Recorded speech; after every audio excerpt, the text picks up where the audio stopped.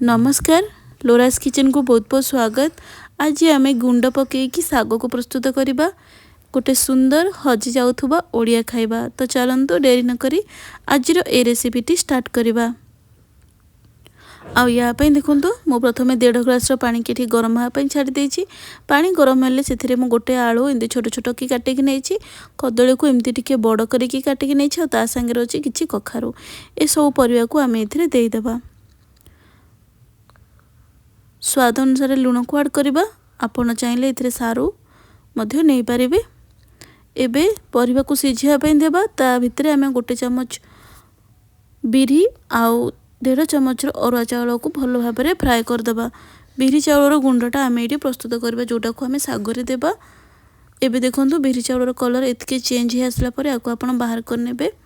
आउ जदि अधिक मात्रा अच्छी तो ग्राइंड करने ना तो एमती हेमदस्तारे कुटी देबे।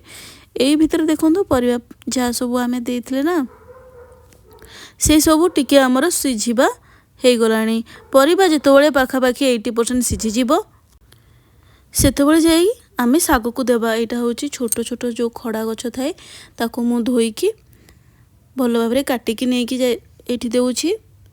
आपण ये कोसला साग दे पारे। ए सब साग को दे सारापर ताको आम टिके मिक्स करनबा। आ पूर्वर आम परिवा को देकी देखिकी लुण देथिले आउ एबे साग पाइका टिके लुण देदेबा। तापर ताको कवर करनबा आ सिझापी छाड़देबा। परिवाटा ये भल भाव में साग सांगे मिसी जावा निहाती दरकार। ये देखो परिवा ये आमर भलरे सिझी आसलानी साग भी सिझी गलानी। तो ये दुटाक जिनस सिझिला 2 चमच से भजा बिरी चाउल गुंड आ किछि बड़ी से आड करदे। बड़ीटा ये मु छाणिकी नहीं बड़ीटा आप फ्राए करके नहीं पारे। एबे आपको आम कभर करनबा 2 मिनट पर फुटेदेबा। ये देखो केते पानी थिला बड़ी आउ से गुंड सब आब्जर्व करनेला।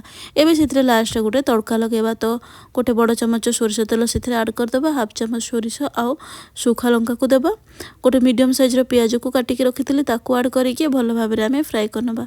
पियाजटा को पूरा डार्क फ्राए करें भल भाव में से फ्राए ही आसो। सांग तार कलर मत टिके चेंज हो आसला पर जाइए आम ए सिझेक रखि साग को से देदेबा।